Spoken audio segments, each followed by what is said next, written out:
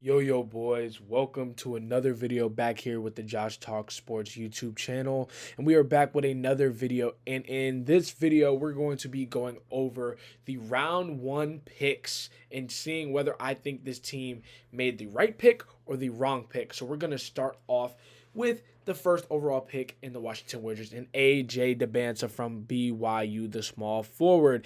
Now, I agree with this grade of them giving him an A. I think this was a perfect pick for the Wizards. I think they could have went with either this pick or the next pick that we'll get ready to discuss, but he is a 6'9" wing who averaged almost 30 points per game in college, has the length and versatility to be a very elite NBA player, can create his own shot off the dribble, can continue becoming an improved jump shooter, and the main thing I want to see is his improved defensive mechanics and being able to use his length and size, because I think he could be a naturally decent defender at worst just from his size and length. So I really like this pick for Washington. I think having him, AD if he decides to stay, and Alex Sarr on top of having Trae Young at the one, I think they have an interesting squad, and it's really going to come down to can they stay healthy. Now in this video, we may not go through all 30 because I'm not going to lie, I'm not a college nerd, but we'll try to get at least the top 15.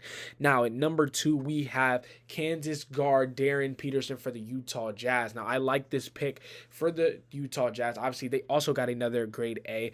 Darren Peterson is a 6'6", basically combo guard who is the best guard in this draft, can get his shot off whenever he wants, can get to the rim, is very crafty, has a nice handle, can shoot the ball, and can also create for his teammates. But he also has a 6'10" wingspan, which allows a different set of wings for a guard, which makes him considerably a big guard and is going to be able to pretty much bully a lot of starting guards in the NBA. Obviously, the NBA is moving towards a more prototypical bigger guard, but he has the frame, the length, the size, and the ability to be very elite. He is going to a Utah Jazz team that is still in the midst of a rebuild, but with Lauri Markkanen, JJJ, they have Walker Kessler. They even had the second overall pick last year in Ace Bailey, who we'll see where he goes and how he fits into this team. But they could make a little bit of noise, and I would not be surprised, do not be surprised, if the Jazz are a much better and much improved team compared to last season. Now,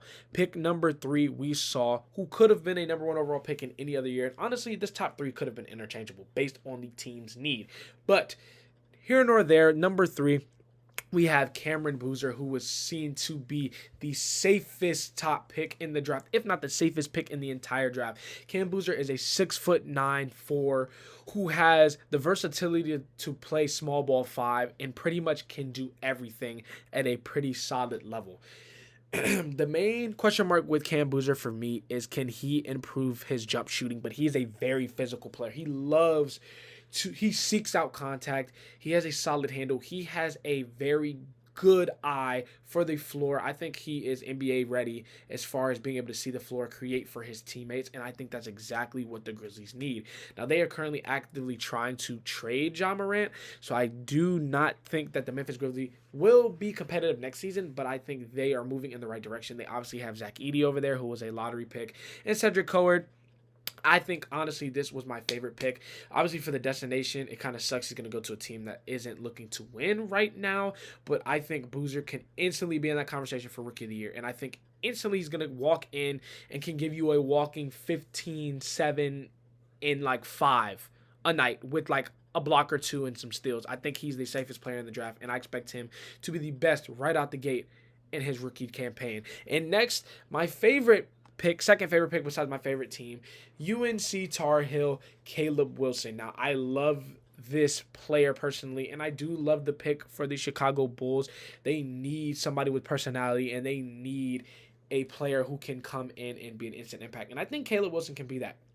Now, it's interesting to see how he will look offensively in his year 1 debut, but I think defensively he's going to be a menace, and I honestly think he could be like Kevin Garnett level good when we're talking on the defensive end. I think his frame at 6'10" with a 7'1" wingspan, he's a great off-ball defender. I mean, he was blocked sending shots off the glass, and his athleticism. I mean, we're just going to see him jumping out of gyms, dunking on people. It's going to get insane. I think for this player specifically, his offense is where his upside lies. If he can become a better player offensively, improve his jump shooting, and just become more sound on offense, find just a go-to for him offensively, this guy could be scary. And when I mean scary, I mean like 12-time All-Star, a lot of All-NBAs, not quite sure MVP, but he could be an MVP level player by year 3, year 4. And I like this move for the Bulls as they try to get out of the drought they've been in since Derrick Rose. Now, number 5 for the Los Angeles Clippers, we have Keaton Wagler, guard from Illinois. I do like this pick for them. A lot of people were interested to see if Darius Acuff would go here. I don't mind this pick for the Clippers as they already have a smaller backcourt. And Darius Garland, who's like 6'1", 6'2". So to go get a guard who's about 6'6", and he's pretty good. He's a really all-around guard. He can shoot. He can get to the rim. He's not the most athletic guy, but I think he can get his shot off. I think he can create, and I think he gives them size on the defensive end, which even if he's not the greatest defender in the world, I think was much needed for them, and he has a lot of IQ and is going to be good. So the next pick for the Brooklyn Nets, they select another guard in Michael Brown. Now, this is another bigger guard. He's about 6'5". He is 6'3.5", but 6'5". With shoes on, has pretty long arms, and this is another guard for the Nets. Now, I'm interested to see where he fits, but it does say here he's a much better shooter than his numbers show. He's a pinpoint passer. He can control the ball, and he's a pretty good pick and roll ball handler. So I think this will be their starting 1 or 2 guard, and maybe they'll move Yegor Yeoman to the 2. But I am interested to see how he develops and works out for the Nets. But the Nets are in more of a win-now mode this season due to them not owning their first-round pick next year. So we'll see how that pans out. Now, at number 7, we have Darius Acuff, who a lot of people also could make the argument for being the best point guard in this class and in this draft. Darius Acuff was a dog in college, and I think will continue being a dog. Now, he goes to a team like the Kings, who don't have a lot, honestly. So I expect him off year 1 to get a shit ton of shots. Excuse my language. He's going to shoot the ball a ton. He's going to get his shot off. He's a great shot creator. He can also create for his teammates. And he's bigger than what his physical show. So I would not sleep on his size. But next but not least, we have the Atlanta Hawks selected Kingston Flemings, who is another guard who has two-way upside, who they can pair with Dyson Daniels. He's another point guard who is a pretty good shooter. He's an athlete. He's explosive. I think this is really good. I think this fits the molds of what the Hawks want to do with them having Kuminga, having Dyson Daniels, Jalen Johnson. They have a lot of talent over there. CJ McCollum, so a lot of room to grow, but he just needs to improve as a shooter, but I do like this pick. Now, 9th overall pick, we have Morez Johnson. Now, this was an interesting pick, honestly, because I figured they would go one of the Michigan 3, but I wasn't sure it was going to be Johnson. I actually thought it would have been either Yaxel or a Daymara, but Morez Johnson, I think, has a lot of upside. He is a kind of a stretch 4, very versatile, can guard a lot of different positions on the court. He's a really good finisher and is very physical.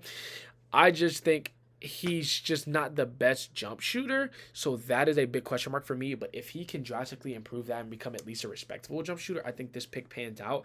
Obviously, they had the number 1 overall pick last season and took Cooper Flagg, so you want to continue building around your best player. And they also have Kyrie coming off of injury, so the Mavs are going to be a team that I'm interested in. You know, I think this wasn't a bad pick, but I don't think it was the best pick. Now, next, we have the Milwaukee Bucks, and I think this was a really good pick. Braden Burries, shooting guard out of Arizona. I think he is another two-way guard who can get downhill, finish at the rim, has a really good defensive shot, and he's NBA ready. I think for a team like the Bucks, who just traded away Giannis, they did bring in Tyler Hero. They brought in a lot of guys, so they're going to be a new-look team, but I do think Braden Burries is a great two-guard or maybe point guard who will get some good minutes as they rebuild and kind of figure out what they have. But I do like this pick. And next, which we covered in a previous video, we have Yaxel Lindenborg from Michigan. I really love this pick for the Golden State Warriors. He is a plug-and-play player. They are desperate for wings, as Moody and Jimmy Butler will be out, as I've said in a different video. So I really do like this pick. Now, I do think people would have rather seen a Daymara go here. He's a 7'3" center from Michigan, who a lot of people would have rather seen. But I understand he actually will be 24 before he even plays a game in the NBA, but I just think this fit is just beautiful. And I think if he continues being a better jump shooter and can get this curve system down very, very quickly, I think this will be a great pick. Now, next we have a Daymar, which, oh my gosh, the Thunder get another player that could do some damage for them. A Daymar is a 7'3" center without shoes. He's huge.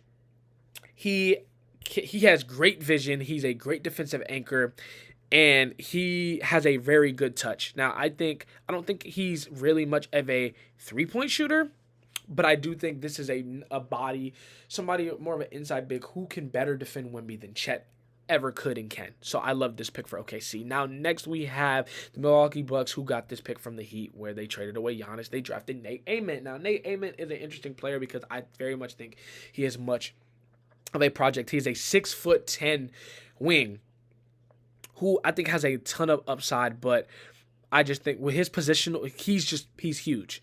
Pause. But I just think he lacks a lot of strength. I just think he needs to continue growing into his body. I think if he can grow into his body and show some defensive upside and just become better all around, I think this could be a very good pick down the line.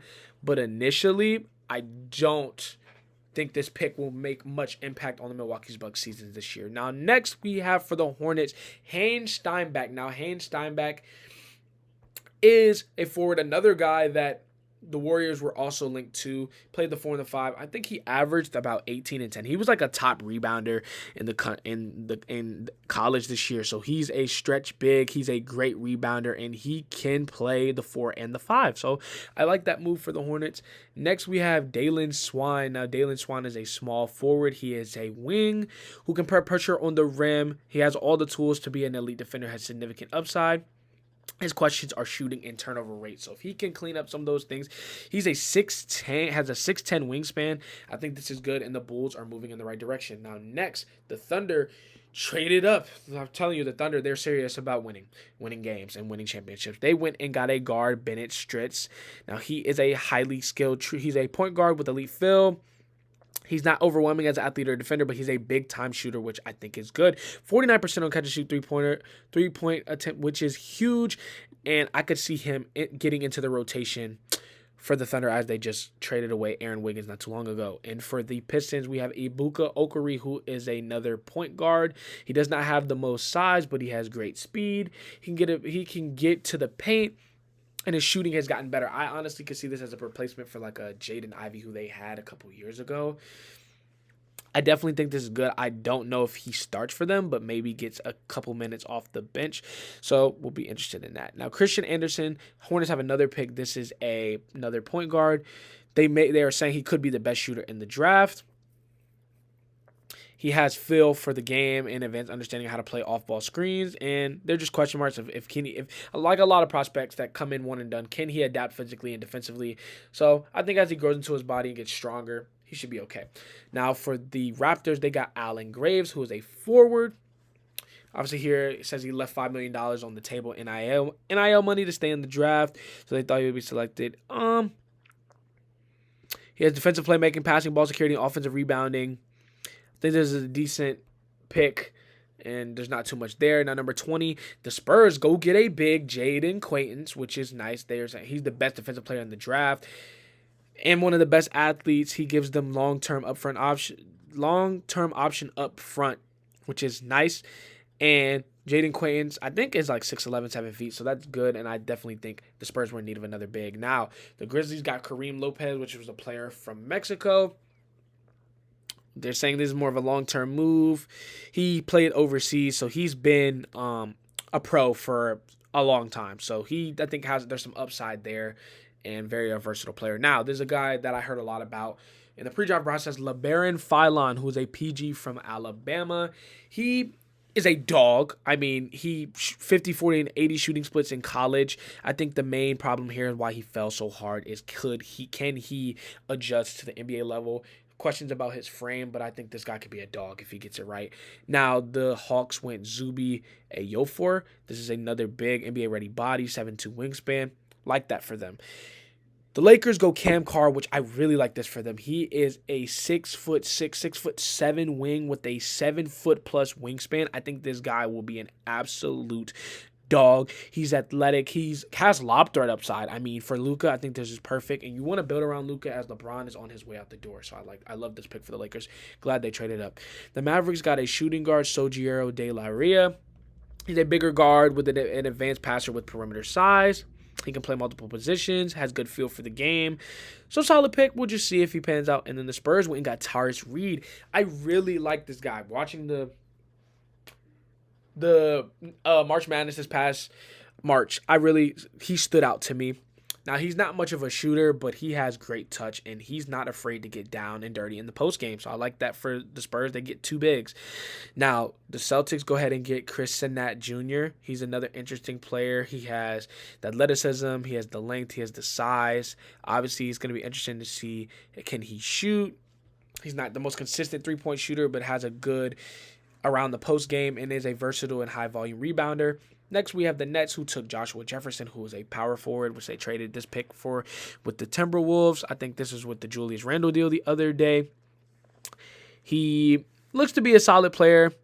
And then Alex Caravan, another guy from UConn, who was a sniper, a absolute sniper. So it'll be interesting to see if he can see big minutes for the Kings, as their team that just needs guys. But he's a really much taller player. He's not the most explosive player, but he's a great stretch big. And then at 30, we have Koa Pete. I think Pete he has the physicals. It's just, can he adapt? And I think he just needs to become a much better shooter. I think he's a great finisher, but we just need him to get a three-point shot. And I think this pick down the line will look very nice. And that is the end for the first round, boys. So we were able to rank 1 through 30, give our thoughts and our opinions. Let me know if you guys enjoyed this video. Make sure you guys leave a sub, leave a comment, leave a like, and I will see you boys in the next one. Peace.